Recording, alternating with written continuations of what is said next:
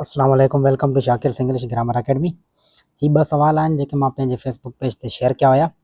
सवाल नंबर पहिरियों आहे डू यू नो डैश। हाणे 4 ऑप्शन आहिनि, ऑप्शन तव्हां ॾिसी सघो था पिया। ॿियो नंबर क्वेश्चन आहे I do not no dash dash ऐं हेठि हुन जा बि ऑप्शन ॾिनल आहे। हाणे हिन खे सॉल्व करण खां पहिरियां पाण खे हिकिड़ो टॉपिक सम्झणो आहे जेको तमामु क़ीमती आहे। उहो टॉपिक सम्झी वियासीं त हे सवाल पाण जे लाइ बिल्कुलु कुझु बि न आहे। उन टॉपिक खे इंग्लिश ग्रामर में चयो वेंदो आहे इनडायरेक्ट क्वेश्चन्स। तमामु बहितरीनु टॉपिक आहे, हिन ते तव्हां फोकस कजो। Indirect questions.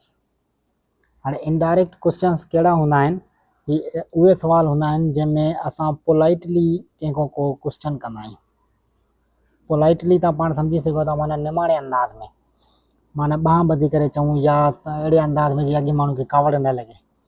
हाणे बेसिकली जेके क्वेश्चन्स हूंदा आहिनि जा त वरी मुख़्तलिफ़ क़िस्म आहिनि। 2 क़िस्म ख़ासि इस्तेमालु थींदा आहिनि। हिकिड़ो हूंदो आहे डायरेक्ट क्वेश्चन, हाणे सम्झो क्वेश्चन अॻो लिखियलु अथव। ॿियो हूंदो आहे इनडायरेक्ट क्वेश्चन। हाणे इन ॿिन्ही में डिफरेंस कहिड़ो आहे उहो बि डिफरेंस पहिरियां सम्झी वठो। हाणे पहिरियों नंबर जेको डायरेक्ट क्वेश्चन हूंदो आहे उहो जीअं पाण सिंपली कंहिंखां बि पुछंदा आहियूं व्हाट इज़ यूअर नेम, मिसाल तौर इहो सुवालु आहे। हाणे इहो छा आहे? इहो आहे डायरेक्ट क्वेश्चन। या वरी मिसाल पुछंदा आहियूं हू आर यू, तव्हां केरु आहियो, इहो बि छा आहे? इहो बि डायरेक्ट क्वेश्चन आहे। पर इनडायरेक्ट क्वेश्चन में कीअं थींदो आहे? इन में असां माना थोरो अंदाज़ अहिड़ो रखंदा आहियूं त जीअं अॻियो माण्हू उन खे कावड़ न लॻे ऐं असां बहितरीनु तरीक़े सां पुछी वञूं उन खां। मिसाल जे तौर मां ईअं पुछांसि मे आई नो, हाणे हिन जो मतिलबु आहे छा मां ॼाणे सघां थो? मे आई नो वाट। हाणे हिते जेको सवालिया वर्ड आहे न उहो साॻियो रहंदो, लेकिन उन खां बाद में अॻिते जेका स्ट्रक्चर रहंदी। हाणे मां कहिड़े क्वेश्चन जी ॻाल्हि कयां थो? इनडायरेक्ट क्वेश्चन जी, ठीकु आहे। इनडायरेक्ट क्वेश्चन में ही वारी स्ट्रक्चर फॉलो कंदा। पहिरियां कोई बि असां कोई इंटरोगेटिव टैग खणी ईंदासीं, या वरी हिते कोई स्टेटमेंट बि थी सघे थी पई, पोइ नेगेटिव स्टेटमेंट हुजे या पॉजिटिव स्टेटमेंट हुजे। हाणे हे अची वियो इंटरोगेटिव, हिकिड़ी टैग अची वई। हाणे इन खां बाद में जेका स्ट्रक्चर रहंदी उहा रहंदी स्टेटमेंट वारी। हाणे स्टेटमेंट छा हूंदी आहे? जंहिंखे पाण आसान लफ़्ज़नि में डिक्लेरेटिव सेंटेंस या असर्टिव सेंटेंस बि चवंदा आहियूं। हाणे हिते वाट त अची वियो, इन खां पोइ छा थींदो? हाणे जीअं अॻो लिखियलु आहे यूअर नेम इज़ यूअर नेम, ठीकु आहे। त हिते ईअं न थींदो मे I know what is your नेम, ईअं न थींदो, ईअं ग़लति थी वेंदो। सही कीअं थींदो? हेतिरे ताईं क्वेश्चन टैग हुजे, ठीकु आहे। उन खां बाद में हिते WH वर्ड जेको बि आहे उहो रखी करे उन खां बाद में असां स्टेटमेंट कंदासीं त पोइ ही वारो जेको आहे यूअर नेम अॻु में अची वेंदो, वाट योर नेम इज़। हाणे हिते क्वेश्चन मार्क। हाणे हे थी वियो छा मां ॼाणे सघां थो तव्हांजो नालो छा आहे? माना हिते ॾिसो थोरो अंदाज़ चेंज थी वियो। ही थी वियो इनडायरेक्ट क्वेश्चन। या वरी ही वारो आहे जीअं हू आर यू, तव्हां केरु आहियो, डायरेक्ट पुछूं था त पोइ चई सघां थो त मे we know who you R. छा असीं ॼाणे सघूं था त तव्हां केरु आहियो? अहिड़े अंदाज़ में लिखूं त बि साॻी ॻाल्हि आहे, या वरी हिन अंदाज़ में लिखूं। हाणे हिन में ॾिसो ॿिन्ही में हिकिड़ी क्वेश्चन टैग अची वियो, माना हिकिड़ो सवाल वारो हिसो अची वियो।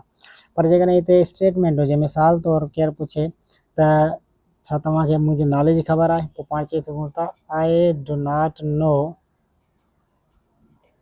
वाट योर नेम इज़। हाणे हिते फुल स्टॉप अची वेंदो, ठीकु आहे, छो जो स्टेटमेंट आहे। I do not know what your name is. हाणे वाट खां पोइ जेका स्ट्रक्चर रही उहा स्टेटमेंट वारी रही। छो जो हे हितां खां वठी हेतिरे ताईं इहो पूरो छा आहे? इहो इनडायरेक्ट क्वेश्चन आहे। हाणे इनडायरेक्ट क्वेश्चन जॾहिं बि हूंदो उन में जेको हिते WH वर्ड ईंदो ऐं हिते पहिरियां कोई बि स्टेटमेंट, पोइ उहा नेगेटिव स्टेटमेंट हुजे या पॉजिटिव हुजे या इंटरोगेटिव स्टेटमेंट, त उहा स्टेटमेंट रखी करे उन खां बाद में हिते जेको बि WH वर्ड हूंदो उहो लफ़्ज़ ॾेई करे उन खां बाद में जेका अॻिना स्ट्रक्चर रहंदी उहा असांजी पॉजिटिव वारी रहंदी। पॉजिटिव में छा थींदो? पहिरियां माना सब्जेक्ट वारो लफ़्ज़ खणी अचो ऐं जेको वर्ब हूंदो उहो लास्ट में हलियो ईंदो। जॾहिं इहा स्ट्रक्चर अची वञे त पोइ पाण चवंदासीं त इहो कहिड़ो क्वेश्चन आहे? इनडायरेक्ट क्वेश्चन आहे।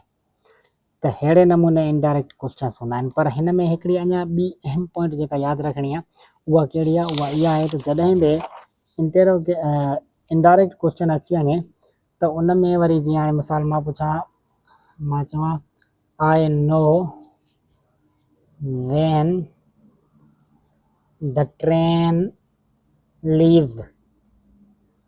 I know when the train leaves. Leaves the station, मिसाल तौर तव्हां चओ माना मूंखे ख़बर आहे त रेल केॾी महिल निकिरंदी आहे। हाणे मां हिकिड़ो तव्हांखे इनडायरेक्ट क्वेश्चन ॿुधायो आहे। हाणे हिन इनडायरेक्ट क्वेश्चन में ॿ ॻाल्हियूं आहिनि। हिकिड़ो टॉपिक हूंदो आहे एम्बेडेड क्वेश्चन्स। हाणे तक़रीबन दोस्तनि खे ईअं लॻंदो आहे त एम्बेडेड क्वेश्चन ऐं इनडायरेक्ट क्वेश्चन साॻी ॻाल्हि आहे, लेकिन ईअं न आहे। हाणे इनडायरेक्ट क्वेश्चन चेंज आहे, माना जेको एम्बेडेड आहे न, एम्बेडेड क्वेश्चन इहो इनडायरेक्ट क्वेश्चन जो हिसो आहे। माना जीअं मैथमेटिक्स में अगरि पाण ॻाल्हि कयूं त मैथमेटिक्स में कीअं थींदो आहे, हिकिड़ो हूंदो आहे सुपर सेट, ॿियो हूंदो आहे हुनजो सब सेट। हाणे जेको सुपर सेट हूंदो आहे उहो आला हूंदो आहे, ऐं हे जेको सब सेट हूंदो आहे इहो सुपर सेट जो ई हिसो हूंदो आहे। त अहिड़े नमूने जेको इनडायरेक्ट क्वेश्चन आहे इहो सम्झो सुपर सेट आहे, ऐं एम्बेडेड क्वेश्चन जेको आहे इहो सम्झो सब सेट आहे। माना एम्बेडेड क्वेश्चन जेके हूंदा आहिनि उहे इनडायरेक्ट क्वेश्चन जो हिसो हूंदा आहिनि। हाणे हितां खां वठी आए खां वठी करे लीव्स ताईं इहो पूरो हिकिड़ो इनडायरेक्ट क्वेश्चन आहे। माना पूरो जेको मुकमल सेंटेंस आहे उहो इनडायरेक्ट क्वेश्चन आहे। लेकिन उन में जेको सवालिया हिसो आहे जेको हितां WH वर्ड खां शुरू थिए थो, व्हेन द ट्रेन लीव्स, इहो जेको हिसो आहे इन खे चइबो आहे एम्बेडेड क्वेश्चन्स। हिकिड़ो ॿियो एग्ज़ाम्पल ॾिसी वठंदा, मिसाल जे तौर जीअं पोइ पाण लिखी आयासीं, आई do not no what you are doing these days। मूंखे ख़बर न आहे तव्हां अॼुकल्ह छा करे रहिया आहियो। हाणे जो मतिलबु इहो थी वियो। हाणे हितां खां वठी आए खां वठी करे हेतिरे ताईं इहो पूरो इनडायरेक्ट क्वेश्चन आहे। कहिड़ो क्वेश्चन आहे? इनडायरेक्ट क्वेश्चन आहे। पर इन में जेको हे वाट वारो हिसो अची वियो, हिन वाट खां वठी करे हेतिरे ताईं जेको ही वारो हिसो आहे इहो आहे एम्बेडेड क्वेश्चन्स। एम्बेडेड क्वेश्चन आहे इहो। माना ईअं खणी चइजे त एम्बेडेड क्वेश्चन अकेलो न ईंदो, उहो जॾहिं बि हूंदो त इनडायरेक्ट क्वेश्चन जो हिसो हूंदो। माना कटे सटे ॻाल्हि कजे त हाणे जेको पाण सिखियोसीं त हिकिड़ा हूंदा आहिनि डायरेक्ट क्वेश्चन जंहिंमें WH वर्ड डायरेक्ट असां पुछंदा आहियूं, उन में माना थोरो अंदाज़ असांजो रोब करण वारो हूंदो आहे, दाॿे वारो चइजे। पर इनडायरेक्ट क्वेश्चन उहो हूंदो आहे जंहिंमें असां थोरो लहजो पंहिंजो चेंज करे वेंदा आहियूं, पोलाइटली पुछंदा आहियूं। त उन पोलाइटली में वरी जेका स्ट्रक्चर रहंदी आहे उहा सेम असांजी हिन वारी न रहंदी आहे, डायरेक्ट क्वेश्चन वारी। उन में असां कोई बि पहिरियां फ्रेज़ खणी ईंदा आहियूं हिते। हाणे जीअं हे आहे हिकिड़ो, त इहो हिसो आहे, या वरी स्टेटमेंट हूंदी आहे, या इंटरोगेटिव हुते कोई हिसो हूंदो आहे। उन खां बाद में जेको WH वर्ड पोइ कहिड़ो बि थी सघे थो, लाज़मी न वाट हुजे, उते हू थी सघे थो, हाउ थी सघे थो पियो, वैन थी सघे थो, वेयर थी सघे थो। माना जेके WH वर्ड फैमिली वारा जेके बि लफ़्ज़ आहिनि WH फैमिली वारा, उहे सभई उन्हनि मां कहिड़ो बि हिते लफ़्ज़ अची सघे थो। ऐं उन खां बाद में जेका स्ट्रक्चर रहंदी उहा पॉज़िटिव सेंटेंस वारी रहंदी, यानी कि स्टेटमेंट वारी पॉज़िटिव सेंटेंस, जंहिंखे पाण असर्टिव सेंटेंस बि चवंदा आहियूं। हाणे उन में ॿी जेका पॉइंट यादि रखण वारी उहा इहा आहे त जेको हितां खां वठी यानी शुरूआति खां वठी करे उन ताईं हूंदो, इहो सॼो इनडायरेक्ट क्वेश्चन हूंदो। ऐं उन में जेको WH वर्ड खां पोइ अॻिते जेका स्टेटमेंट हूंदी उहा असांजी सॼी एम्बेडेड क्वेश्चन, माना उहो एम्बेडेड क्वेश्चन उनजो इनडायरेक्ट क्वेश्चन जो हिसो थी वियो। उमेदु आहे त तव्हांखे हाणे डायरेक्ट क्वेश्चन ऐं इनडायरेक्ट क्वेश्चन में क्लियर डिफरेंस सम्झ में अची वेंदो। हाणे अचूं था पाण पंहिंजे सवालनि जी तरफ़। हाणे हिते ॾिसो लिखियलु आहे डू यू नो, माना इन जो मतिलबु आहे त हिते असांखे पहिरियां हिकिड़ो क्वेश्चन वारो हिसो ॾिनो वियो आहे, चयो त छा तव्हांखे ख़बर आहे। माना थोरो पोलाइटली अंदाज़ में असांखां पुछो वञे थो, त सिंपली इन जो मतिलबु इहो थी वियो त हीउ जेको क्वेश्चन आहे उहो कहिड़ो आहे, इनडायरेक्ट आहे। ठीकु आहे।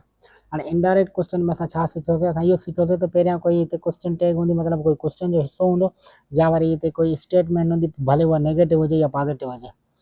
उन खां बाद में जेको WH वर्ड हूंदो उहो साॻियो रहंदो, लेकिन WH वर्ड खां पोइ जेका स्ट्रक्चर हूंदी उहा स्ट्रक्चर कहिड़ी हूंदी, उहा वरी पॉज़िटिव वारी हूंदी। लेकिन जॾहिं ऑप्शन ए ते पाण फोकस कयूं था, हिते लिखियलु आहे वैन। हाणे वैन त WH वर्ड आहे, लेकिन उन खां पोइ डज़ जेको आहे हेल्पिंग वर्ब अची वियो। माना हितां खां वठी इहो डायरेक्ट क्वेश्चन वारो हिसो थी वियो आहे। डायरेक्ट क्वेश्चन वारो थी वियो त माना हीउ ऑप्शन असांजो ग़लति आहे।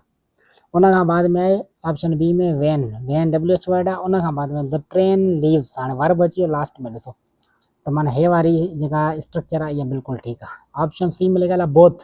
हाणे ॿई त हिन में थींदियूं कोन, छो जो इनडायरेक्ट क्वेश्चन आहे त इन में असांखे उहा स्ट्रक्चर फॉलो करणी आहे जेका स्टेटमेंट वारी आहे, वैन द ट्रेन लीव्स। हाणे ही वारो जेको ऑप्शन आहे इहो बिल्कुलु करेक्ट ऑप्शन आहे। बोथ कोन थींदो, नन ऑफ दीस बि कोन थींदो, छो जो इनडायरेक्ट क्वेश्चन आहे त हिकिड़ो सही असांजो हिते ऑप्शन लाज़मी आहे। पोइ जेको ऑप्शन बी आहे इहो बिल्कुलु करेक्ट ऑप्शन आहे। उन खां बाद में ॿियो नंबर क्वेश्चन आहे आई डू नॉट नो। हाणे हेतिरे ताईं ॾिसो, ही पूरी हिकिड़ी स्टेटमेंट आहे। कहिड़ी स्टेटमेंट आहे, नेगेटिव स्टेटमेंट आहे। हाणे इन खां बाद में बि ॾिसूं था जेको आहे उन में बि WH वर्ड आहे। हाणे वेयर लफ़्ज़ आहे, WH वर्ड आहे न, क्वेश्चन वर्ड लफ़्ज़ आहे। हाणे हिन खां पोइ जेका WH वर्ड खां पोइ असांजी जेका स्ट्रक्चर रहंदी उहा कहिड़ी हूंदी, उहा बि वरी पॉज़िटिव सेंटेंस वारी हूंदी, जीअं ही वारी हुई। माने हिते WH वर्ड उन खां बाद में हिते कोई सब्जेक्ट, उन खां बाद में वर्ब। हाणे हिते ॾिसो ऑप्शन ए में आहे वेयर ही लिव्स।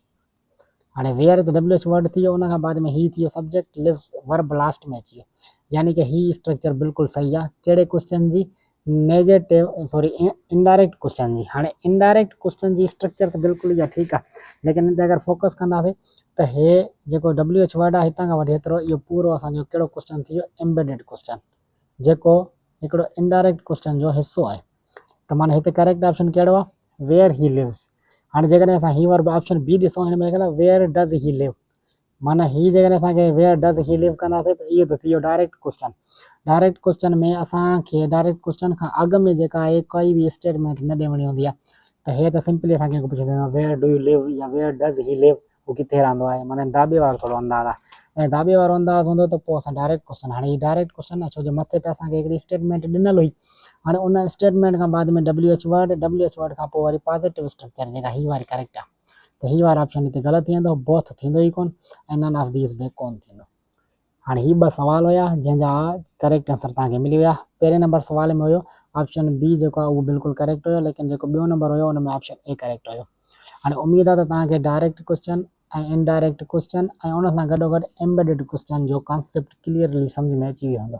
जेकॾहिं तव्हांखे अञा बि का ॻाल्हि सम्झ में न आई आहे या हिन में का अहिड़ी पॉइंट जेका तव्हां सम्झो त मां ग़लति पढ़ाए वियो आहियां, त तव्हां उहो कमेंट बॉक्स में लाज़मी मूंखे ॿुधाइजो। ऐं जेकॾहिं हीउ लेक्चर तव्हांखे पसंदि आयो हुजे त कमेंट, लाइक ऐं शेयर लाज़मी कजो। पंहिंजे दोस्तनि खे बि इनवाइट कयो त पेज फॉलो कनि। Thank you so much.